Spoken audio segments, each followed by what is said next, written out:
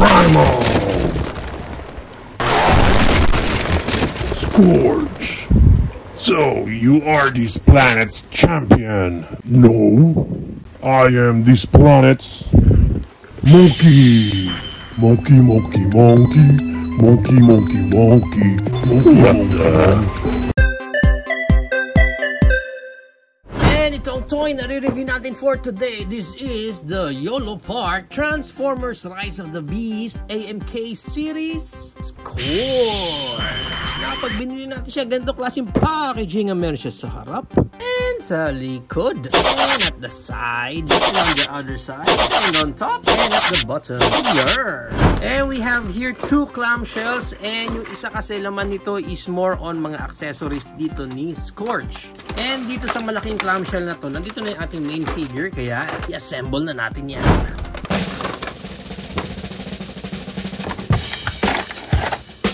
Body, bit, yun. And then this one, lid.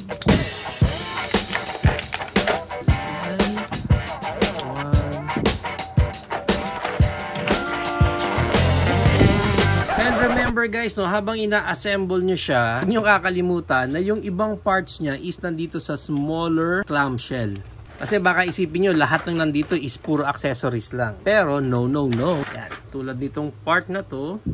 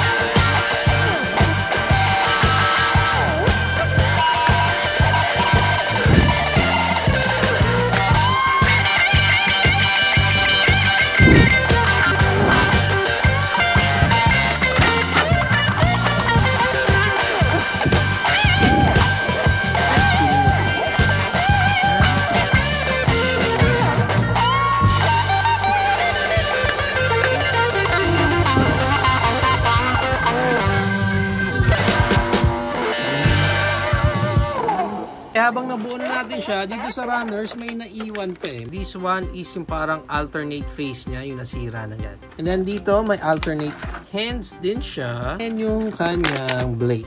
So pag inassemble natin siya, of course ito dito yan sa legs niya. Then this one dito, left shoulder, kabilang shoulder. Yan, so ito na yung ating Scourge pag na-assemble na natin siya. Let's check muna yung details niya. Check muna natin yung details niya, yung face niya. Yan. Oh, ang ganda talaga ng details. Look at that details. Sabi. Then may mga touch of red din siya dyan sa chest. Although dominant sa kanya yung silver color and gray. Pero mapapansin mo alin dito yung portion na gray, alin dito yung portion na silver talaga. Which is good. Pero again, yung pinaka mabangis dito, since YOLO Park ito, is yung mga inner details niya talaga. Ayan, diba? Grabe, look at the hands, the arms. Pero yung arms niya looks like kung ano yung nasa left, ganun din yung nasa right. Binaliktad lang. Kasi yung mga logo niya same na same eh. Sana man lang talagang nilagyan nila ng differentiation. Kung ano dito, para yung sa right. Same na same yung design niya. Yan, sa abs niya. Ito, gumigewang-gewang. Gumigewang-gewang siya. Maluwag ulit. Same nung sa Optimus Primal natin. Giling-giling. Giling-giling. And then again, itong sa legs niya, ito yung pinakagusto kong details sa legs niya. Ang ganda talaga And yung paa niya talaga, it really reminds me of Robocop's foot. Sa ilalim, ganyan. Itsura sa ilalim. And ayan, ganda Ang ganda din sa likod. Ito akala mo buo no? Akala mo buo yung gulong, pero no. It's just an illusion. Putol din naman yung gulong niya. Hindi siya talaga buong gulong. Look at that spine sa likod niya. Wow! Ganda, ganda, ganda. And para sa articulation, sa head niya, of course, ball jointed yan. Kung rock and roll siya ng ganyan. And may look up siya ng ganyan. Parang kulang lang ng konti yung look up niya. And then yung look down niya, yan, ganda ng look down niya. And then, rotate yan ng ganyan. Buong head niya. Para sa kanyang arms wide open, kahit malaki yung kanyang shoulder pad, nakakapag arms wide open pa rin siya, which is good. Taas yan ng ganyan, rotate. And then itong arms niya, yung articulation niya dyan is meron doon sa inner and dito rin sa outer, okay, which is good. Dito sa bicep niya, may rotation siya dyan. Yung shoulder pad niya, gagalaw yan para makapag-articulate ka na maayos, even itong part na to. Pagdating sa elbow bent, ang kanyang elbow bent, dual. Okay, dual elbow bent. Meron dito sa portion na to and meron din dyan, which is good. Pagdating dito sa left hand niya, narorotate siya ng ganyan. And itong mga daliri niya dito, medyo creepy lang. Pero yan, narorotate pa yan ng ganyan. Galing narorotate. Although, narorotate yan, medyo loose articulation niya dito. Meron 1, meron 2, wala na, 2 lang. Sana naglagay pa sila dito ng maliit. Naiikot pa rin naman yan.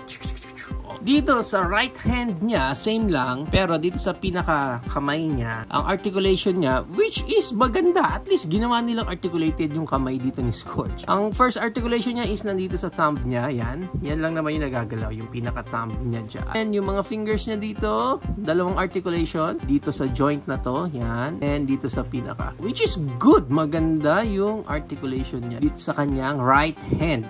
Maganda okay okay na okay articulation niya.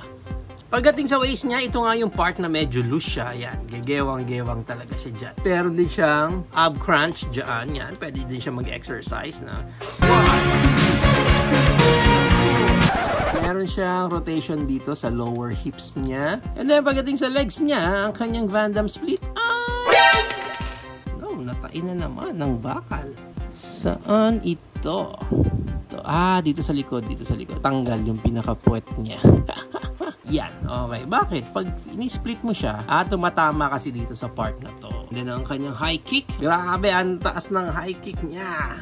And yung kanyang back kick, ang taas din ng kanyang back kick. Dito ulit sa legs niya, so pwede mo ulit ibaba, i-extend pa. Meron siya dyang articulation dyan. Pagdating sa thigh niya, meron siyang rotation dito. Yan.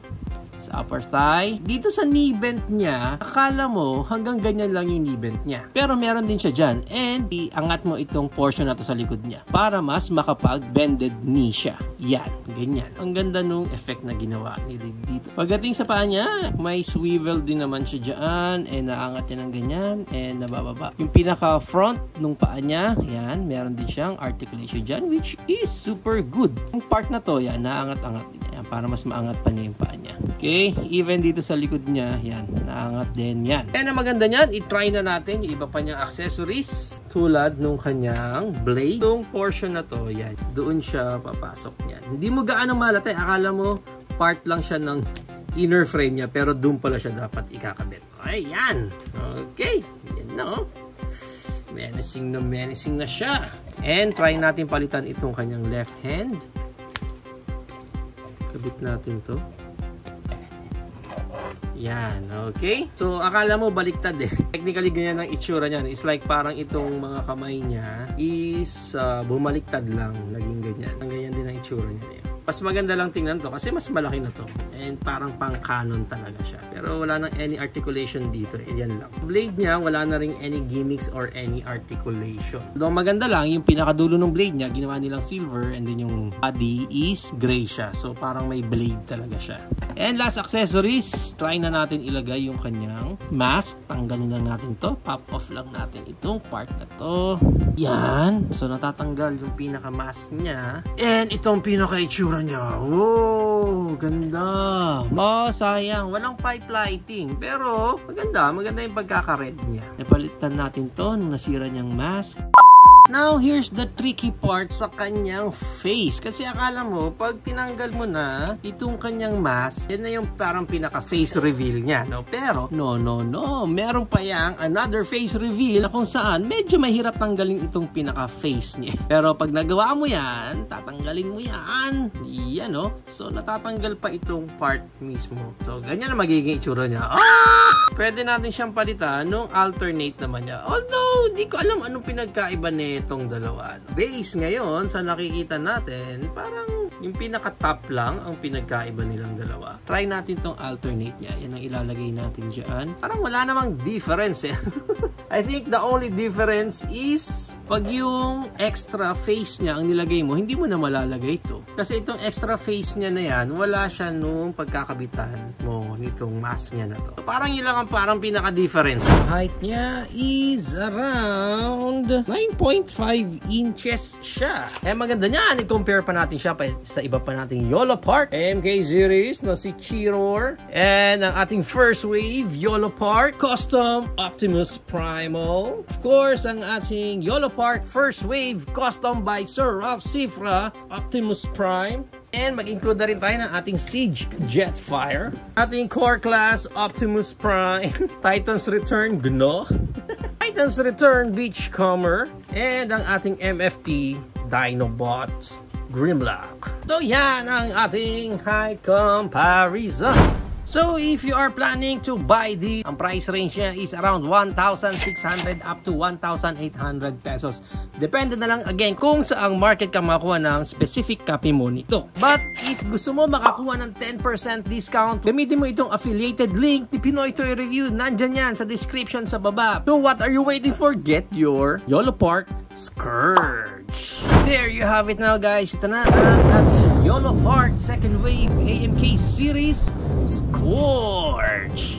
I was surprised na pag hawak mo na siya personally, iba yung ganda niya. Actually, we've discussed this before dito sa channel natin. We take a peek doon sa mga first photo release niya na parang medyo hindi naman ako ganun na impress. Unang-una kasi sa color niya na parang ang dating lang sa akin, masyado siyang blunt na color gray lang talaga siya or parang puro silver lang siya. Wherein, ito ngayon, personally, hawak ko na siya, di-differentiate mo naman pala yung mga shades nung color niya. And yung mga colors niya na yun, overall nag-complement naman sa kanya. Given na ang ganda rin ng details na nilagay nila dito, kitang-kita mo pa yung mga inner frames niya sa loob. Talagang nakadagdag sa overall beauty nitong YOLO Park Scourge. Pagdating dito sa mga gimmicks niya, sa mga accessories niya, okay lang naman sa akin yung mga accessories niya. Actually, itong pinaka-blade niya dito, maganda rin for me. Although, hindi lang ako gaanong satisfied pagdating dito sa extra gun niya dito. Pagdating sa articulation niya, for me, okay eh. Okay dito sa shoulder, sa head, sa neck, dito sa elbow niya. Again, ang pinaka-downside para sa akin is itong nasa waist niya. Ayan, talagang kumakalembang siya na ganyan. Wherein, yun din ang naging problem natin dito sa Optimus Primal natin before bago ko siya i-customize. Actually, kahit naman kay Prime, ganun din ang naging problem natin before.